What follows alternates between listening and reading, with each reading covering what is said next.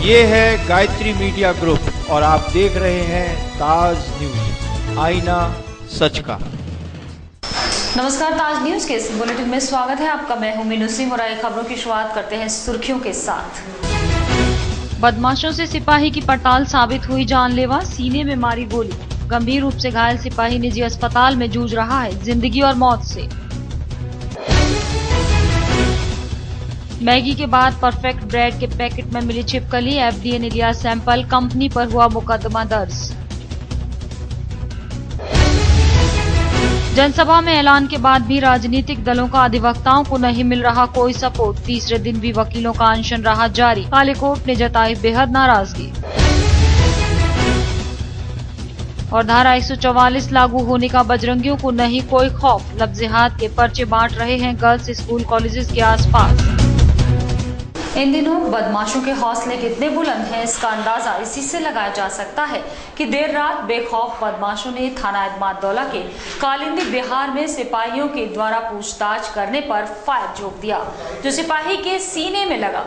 घायल सिपाही को इलाज के लिए निजी अस्पताल में भर्ती कराया गया है, जहां सिपाही जिंदगी और मौत से जूझ रहा है। आगरा में बदमाशों के हौसले कितने बुलंद हैं, इसका एक नजारा रात में देखने को मिला, जब थाना एतमादौला में तैनात सिपाही हिमांशु चौहान और अखंड प्रताप सरकारी मोटरसाइकिल लेकर ड्यूटी पर गए हुए थे। ये दोनों लोग 100 फुटा रोड पर खड़े थे, तभी उनको खबर लगी कि एक बाइक पर 3 लोग संदिग्ध हालात में घूम रहे हैं। इसी खबर पर दोनों सिपाहियों ने तीनों बदमाशों की घेराबंदी करने की कोशिश की, तो उन तीनों बदमाशों में से एक ने दोनों सिपाहियों पर गोली चला दी, जो गोली सीधे सिपाही हिमांशु चौहान के सीने में जा लगी। गोली लगने के बाद जख्मी हालत में सिपाही को प्राइवेट हॉस्पिटल में भर्ती करा दिया, जहां पर सिपाही जिंदगी और मौत से जूझ रहा है। लड़के हैं जो संदिग्ध टाइप के हैं, वो घूम रहे हैं, उन्हें पकड़िएगा। तो मैंने उनका पीछा किया, पीछा करने में वो मेरे सामने ही आ गए और सीधे उन्होंने गोली चलाई। मैगी में मिलावट के बाद अब लगातार ब्रांडेड आइटम्स पर खाद्य विभाग की टेढ़ी नजर बनी हुई है। मंगलवार को भी एक ग्राहक ने जब ब्रेड खरीदी तो उस ब्रेड के अंदर छिपकली निकली। इसके बाद ग्राहक द्वारा खाद्य विभाग से शिकायत करने पर ब्रेड कंपनी के खिलाफ मुकदमा लिखवाया गया है और ब्रेड का सैंपल लेकर जांच के लिए भेज दिया गया है। इन दिनों खाने पीने की चीजों में जमकर मिलावट हो रही है, मानक का कोई ध्यान नहीं रखा जा रहा। पहले मैगी में तमाम तरह के खतरनाक केमिकल मिले और अब आगरा में ब्रेड के पैकेट के अंदर छिपकली मिलने से हड़कंप मच गया। आगरा के शास्त्री नगर इलाके के रहने वाले अश्विनी कुमार सिंह ने फरीदाबाद परफेक्ट ब्रांड की ब्रेड का पैकेट खरीदा। पैकेट में से कुछ ब्रेड खाने के बाद नीचे देखा तो पैकेट में छिपकली चिपकी हुई थी। पैकेट में छिपकली मिलने के बाद खाद्य विभाग की टीम को खबर दी गई और टीम ने ब्रेड के पैकेट को सील कर दिया और खाद्य विभाग की टीम ने ब्रेड के पैकेट को अपने कब्जे में लेकर जांच शुरू कर दी।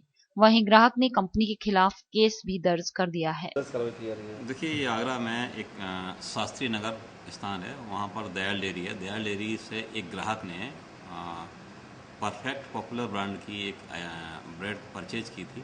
उस ब्रेड को कुछ पार्ट उसने खा लिया, उसके बाद कुछ जो अवशेष पार्ट था उसमें देखा कि उसमें छिपकली पेस्ट है, कुछ वॉमिटिंग भी हुई उसको। उसके बाद उसने रात में हमको सूचना दी। संभागीय परिवहन विभाग की लापरवाही के चलते नेशनल हाईवे पर हो गया सड़क हादसा, जहां चेकिंग के दौरान सड़क पर खड़े ट्रक में पीछे से टैंकर ने टक्कर मार दी। इस दुर्घटना में ट्रक चालक और हेल्पर दोनों को गंभीर चोटें आई हैं, जिन्होंने आरटीओ विभाग के अधिकारियों के इस रवैये को जानलेवा करार दिया है।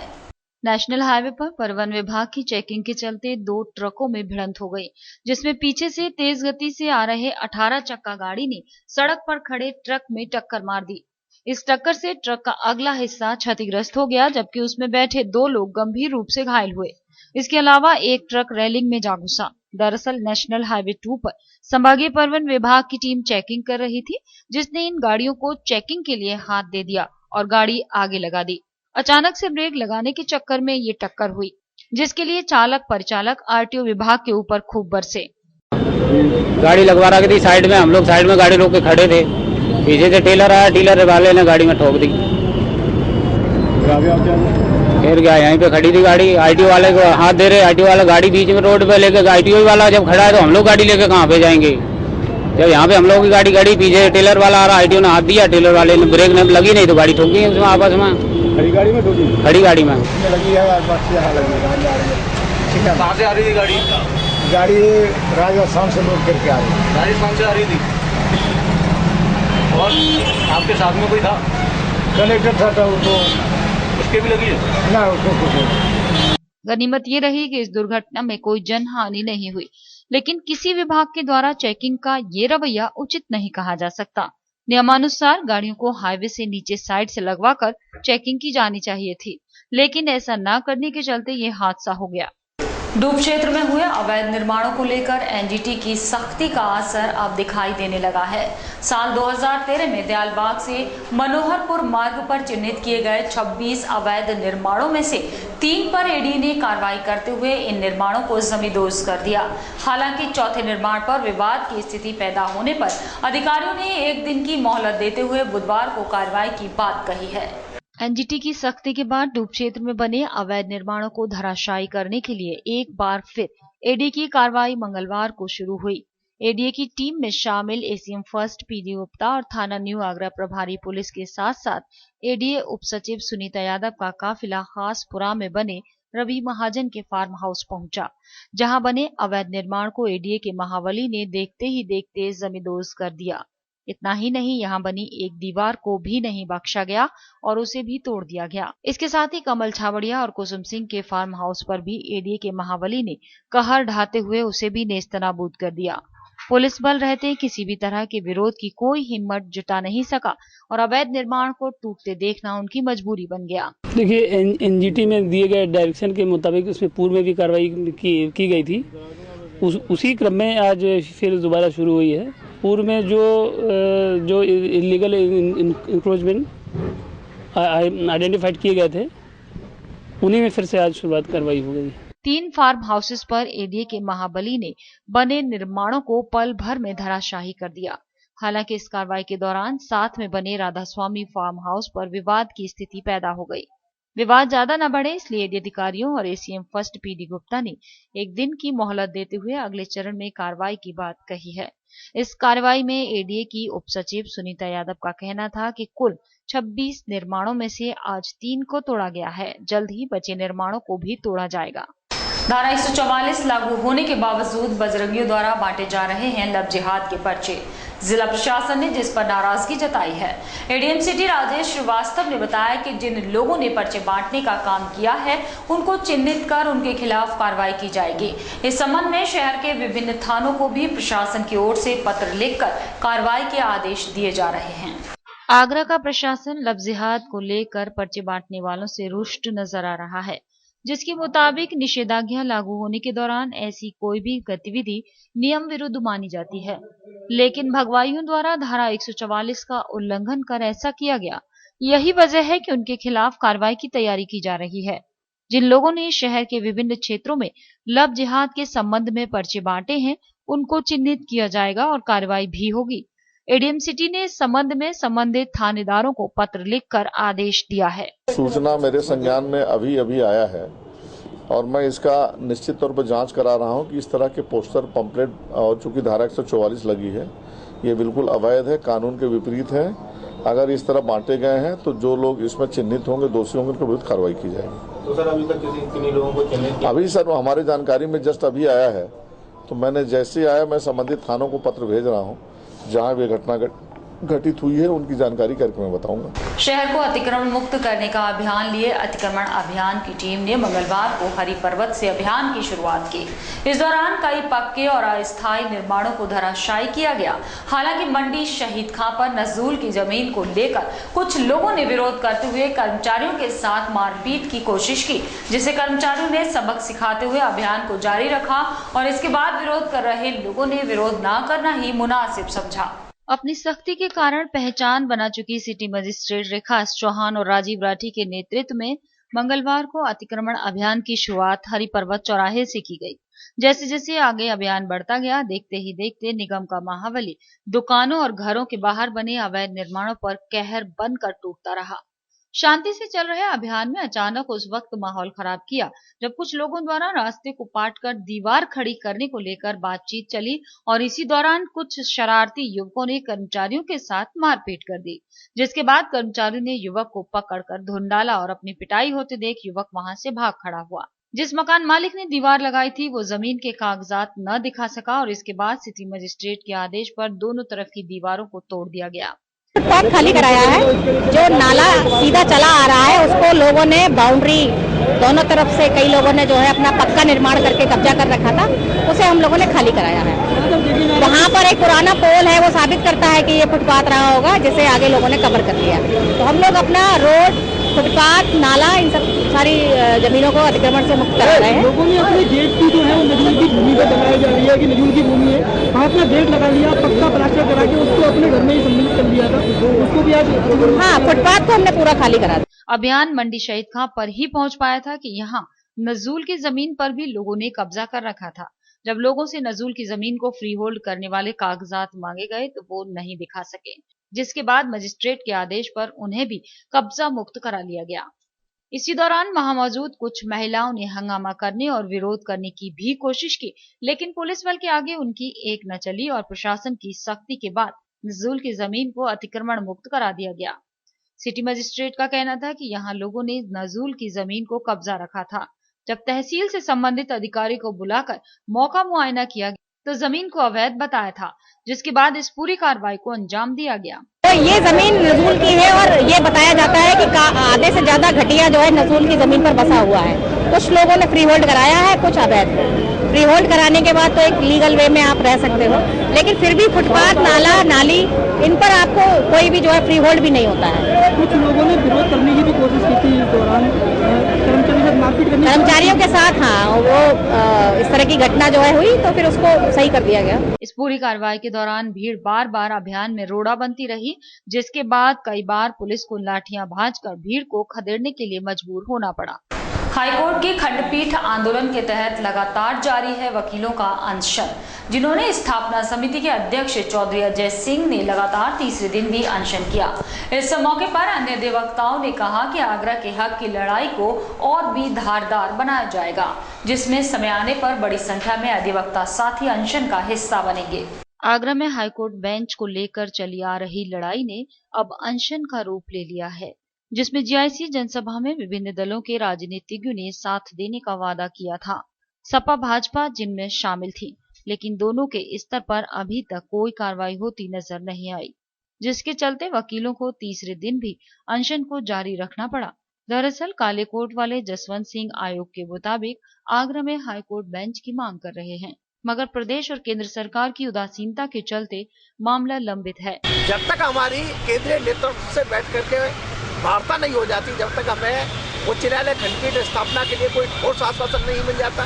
बीजेपी पार्टी की तरफ से कोई आया है? अभी बीजेपी पार्टी की तरफ से कोई नहीं आया है।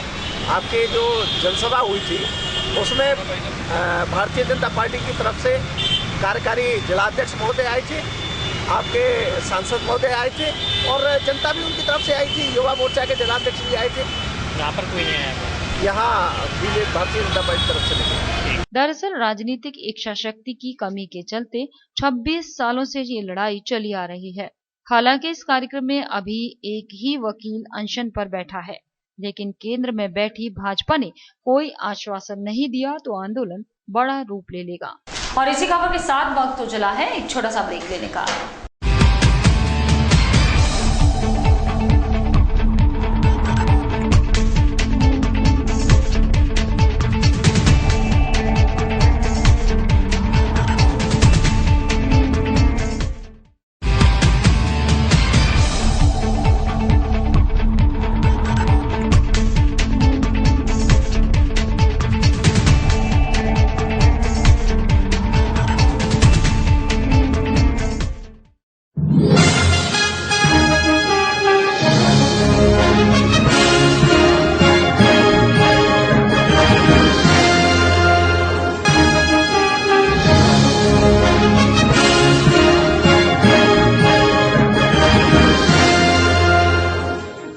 ज्वेलरी मिलने का विश्वसनीय स्थान। हमारे यहाँ आपको gold, hallmark certificate gold jewellery नए कलेक्शन के साथ उपलब्ध मिलेगी। संपर्क करें Shri Balaji jewellers, fortune tower near Kargil petrol pump, Agra. Phone number 9719333563 और 9759333992।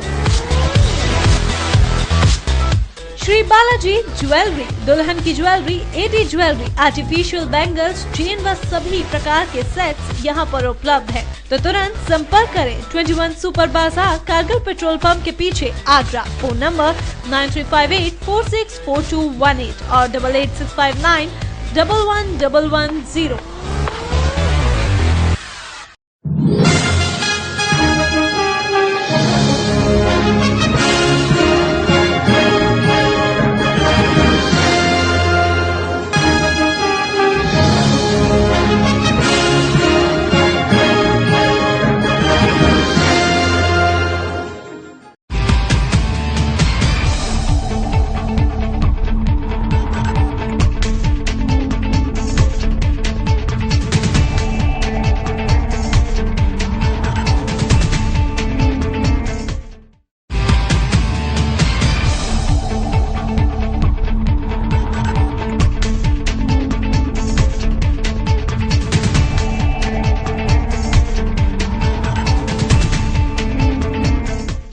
ब्रेक के बाद अगली खबर। समाजवादी पार्टी के शहर अध्यक्ष रईसुद्दीन का रोहतक कस्बे में भी जोरदार हुआ स्वागत, जहां जनता ने उनको फूल मालाओं से लाद दिया। यूं तो ये इलाका फतेहपुर सीकरी यानी ग्रामीण क्षेत्र में आता है, लेकिन रईसुद्दीन कुरैशी जैसे वरिष्ठ नेता को शहर की कमान सौंपने की भारी खुशी जताई गई, जबकि सपा नेताओं ने भी जनता को विकास का भरोसा दिलाते हुए समाजवादी शासन में उनके उम्मीदों पर खरा उतरने का भरोसा दिलाया है। समाजवादी पार्टी के जो मुखिया हैं, माननीय नेताजी और माननीय अखिलेश यादव जी, जो इस सूबे के मुख्यमंत्री हैं, उन्होंने जो काम करके दिखाया है, उनकी नीति को प्रचारित नहीं किया जा रहा था। हम जब से अध्यक्ष बने हैं और नीतियों को प्रचारित करने का काम हमने किया। लोग वो जान प्रचारित करने के बाद लोगों को ये अवेयर थी और लोग अवेयर हैं कि कोई हमारे पास समाजवादी आए और उसको मतलब जो है हम बताएं और उसको हाथों हाथ लें, क्योंकि नेताजी ने, माननीय अखिलेश यादव जी ने इतने काम आगरा को दिए हैं, इतने काम अच्छे करके दिए हैं कि उनकी प्रशंसा जितनी भी की जाए उतना कम है। हमें आगरा शहर में जब से रईसुद्दीन कुरैशी अध्यक्ष बने हैं, एक जश्न चल रहा है। चारों ओर स्वागत के लिए लोग आमंत्रित कर रहे हैं, प्रयास करते हैं ज़्यादा से ज़्यादा जगह पहुँचे। उसी श्रृंखला में यहाँ रुनपता के कार्यकर्ताओं ने और यहाँ की शहर की जनता ने उनको बड़ा सम्मान किया है, स्वागत किया है और आज उनके स्वागत में हम आए। प्रदेश सरकार की महत्वाकांक्षी योजनाओं में शुमार समाजवादी पेंशन योजना का लाभ लेने के लिए शहर के गरीब, असहाय और मजदूर वर्ग के लोगों ने इस योजना का लाभ उठाने के लिए फॉर्म भरा था, जिसे जमा करने वो मंगलवार को जिलाधिकारी कार्यालय पहुंचे, जहां फॉर्म जमा न होने पर महिलाओं ने जिलाधिकारी कार्यालय पर जमकर प्रदर्शन किया। अखिलेश सरकार की महत्वाकांक्षी योजनाओं में शुमार समाजवादी पेंशन योजना को अखिलेश सरकार ने गरीब, असहाय और मजदूरों के लिए चालू किया था, जिसका प्रचार प्रसार भी प्रदेश में जोरों से चला और इस योजना का फायदा भी काफी गरीब, असहाय लोगों को मिला। इसी योजना का लाभ लेने के लिए आगरा शहर के बहुत से गरीब परिवारों ने अपना फॉर्म भरा था। इसे लेकर वो मंगलवार को जमा करने जिलाधिकारी कार्यालय पहुंचे, जहां समाजवादी पेंशन योजना का फॉर्म जमा न होने पर फॉर्म जमा करने आई महिलाओं ने जिलाधिकारी कार्यालय पर जमकर प्रदर्शन किया और वहां के कर्मचारियों पर पैसे लेने के आरोप भी लगाए। कौन सी योजना आई थी? क्या है, क्या लेना है? पेंशन लेनी है? हाँ, पेंशन बनवानी भाई, हमारा कोई है नहीं है, एक लड़की है, हम मजदूरी करते हैं, किराए का मकान है। किसने, कहाँ से सूचना मिली थी आपको? आपने नहीं से मिली सूचना। अच्छा, क्या बताया गया था? गरीब के लिए पैसा चाहिए और पेंसिल बननी है, बस। अब क्या हुआ यहाँ पर? अभी हमारी कुछ सुनाई नहीं हो रही है, ताला मार दिया है और जी बोला अभी नहीं ना, कुछ नहीं है। 300 रुपए मांग रहे हैं हम। कहाँ से? कौन मांग रहा है? जी लोग मांग रहे, बल्ले पहले जल्दी से आपके पास जाओ, फिर कर्मचारी करके यहाँ पे जाओ, कचहरी में जाओ। चक्कर काट रहे हो आप? सुबह से चक्कर मार रहे हैं हम। हमें सूचना दी थी कि कल लास्ट डेट है और जो गरीब हैं उनकी सारी जो पेंशन योजना जमा करके फॉर्म, लेकिन यहाँ सवेरे से बैठे हैं, यहाँ इधर उधर घूम रहे हैं, पैसे मांग रहे हैं, कोई 2000 मांगता, कोई 300 मांगता, कोई कुछ कहता।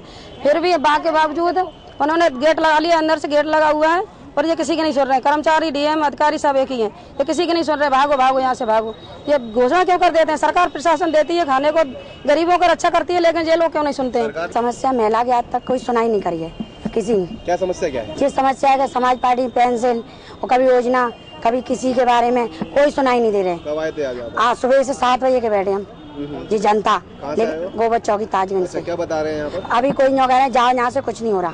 प्रदर्शन कर रही महिलाओं का कहना था कि सरकार गरीबों के लिए योजनाएं बनाती है और इसका लाभ ही गरीब असहाय लोगों को नहीं मिल पाता। महिलाओं का कहना था कि विभागीय कर्मचारी उन्हें गुमराह कर रहे हैं, कभी इस विभाग तो कभी उस विभाग में फॉर्म जमा करने की बात कहते हैं। पूर्व सांसद प्रोफेसर एसपी सिंह बघेल को ओबीसी मोर्चे का राष्ट्रीय अध्यक्ष बनाए जाने से पिछड़ा वर्ग में दिखा उत्साह। सोमवार को उनके स्वागत जुलूस में जिसने जमकर उत्साह दिखाया था, उन्होंने न केवल बघेल बल्कि ओबीसी के तहत आने वाले अन्य समाजों में प्रोफेसर बघेल की गहरी पैठ होने की बात कही और यूपी बिहार के चुनावों में पार्टी का जमकर समर्थन करने का ऐलान किया। भारतीय जनता पार्टी के राष्ट्रीय अध्यक्ष अमित शाह और प्रधानमंत्री नरेंद्र मोदी द्वारा पिछड़े वर्ग के लोगों को लुभाने के लिए पार्टी अध्यक्ष ने पहली बार ओबीसी मोर्चे का गठन किया, जिसका राष्ट्रीय अध्यक्ष पूर्व सांसद प्रोफेसर एसपी सिंह बघेल को बनाया गया। भाजपा ने एसपी सिंह बघेल पर पिछड़े वर्ग का दांव खेलते हुए उन्हें ये अहम जिम्मेदारी दी है। ओबीसी मोर्चे का अध्यक्ष बनने के बाद पहली बार आगरा आए पूर्व सांसद प्रोफेसर बघेल की अगवानी करने भाजपाइयों के साथ साथ हजारों की संख्या में पिछड़े वर्ग के लोग भी पहुंचे, जिन्होंने बघेल का जोरदार स्वागत किया। भाजपा द्वारा एसपी सिंह बघेल पर खेले गए इस दाव का असर उनके आगरा आने पर स्वागत में ही दिख गया, जहां बघेल ने जुलूस के माध्यम से अपनी ताकत विरोधियों को दिखाई और उससे दूसरे दलों के नेताओं की हलचलें तेज हो गईं। आपको बताते चलें कि कुछ समय बाद बिहार में चुनाव है, जिसका फायदा भाजपा को एसपी सिंह बघेल के ओबीसी मोर्चे के अध्यक्ष बनने से मिल सकता है। अगर बिहार में भाजपा को फायदा मिला तो इसका असर 2017 के यूपी चुनाव में देखने को मिलेगा। प्रोफेसर एसपी सिंह बघेल को पिछड़े वर्ग के लोगों के काफी करीबी माने जाते हैं। साथ ही प्रोफेसर बघेल हर बार कहते रहते हैं कि उन्हें अपने राजनीतिक गुरु मुलायम सिंह यादव से राजनीति के हर पेच सीखे हैं। जहां प्रोफेसर बघेल के राष्ट्रीय अध्यक्ष बनने के बाद आगरा का संगठन भी उनके साथ उनके स्वागत जुलूस में देखा गया था। अगर भाजपा का ओबीसी दाव प्रोफेसर एसपी सिंह बघेल पर ठीक बैठा और प्रोफेसर बघेल पिछड़े वर्ग के लोगों को अपने साथ ले आए तो इसका फायदा भाजपा को 2017 के चुनावों में देखने को मिल सकता है।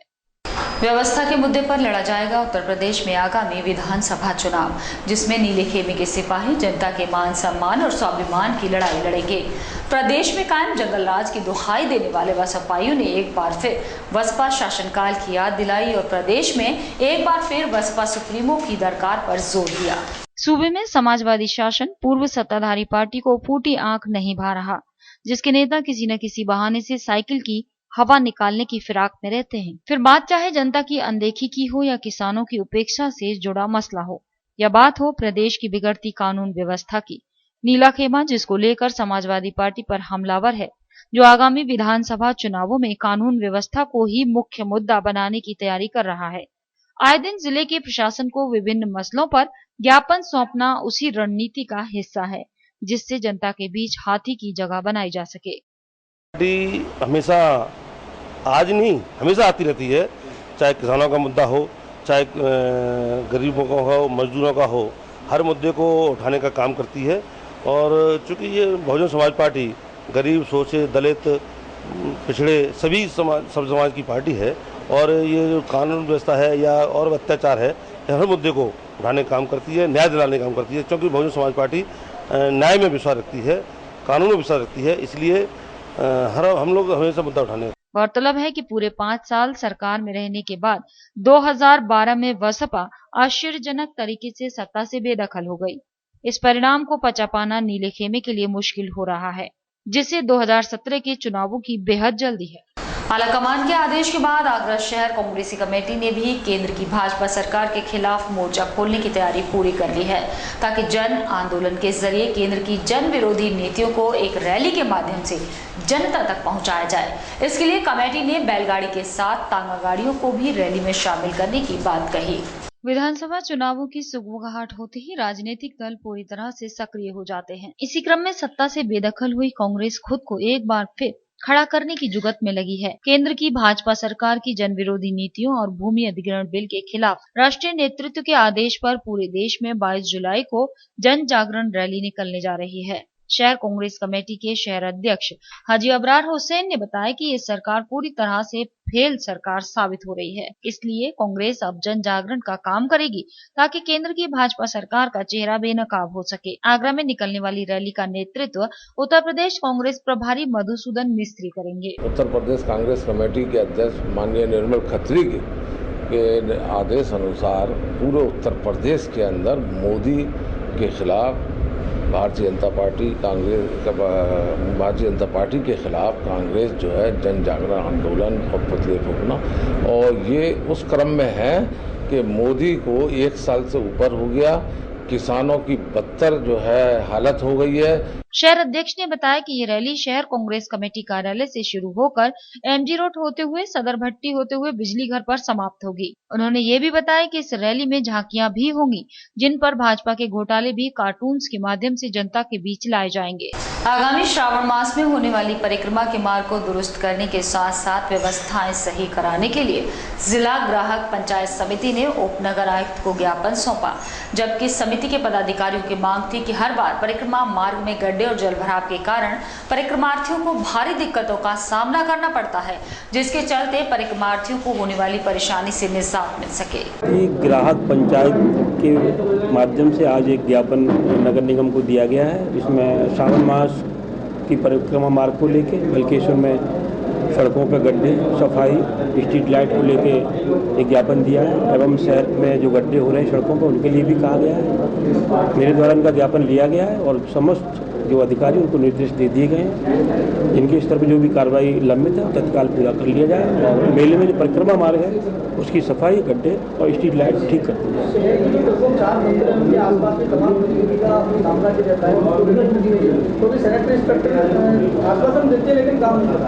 नहीं, गत वर्षों की साथ इस वर्ष भी जो मेले का आयोजन होगा नगर निगम द्वारा जितने भी उस एरिया के इंस्पेक्टर्स, जेई हैं सबको निर्देश दे दिए गए हैं। मेले से पूर्व, परिक्रमा से पूर्व सभी आवश्यक व्यवस्थाएं दुरुस्त रखें। और इसी खबर के साथ फिलहाल बुलेटिन में सिर्फ इतना ही। अगले बुलेटिन में कुछ और नई खबरों के साथ आपसे फिर होगी मुलाकात। जुड़े रहिए ताज न्यूज के साथ। नमस्कार।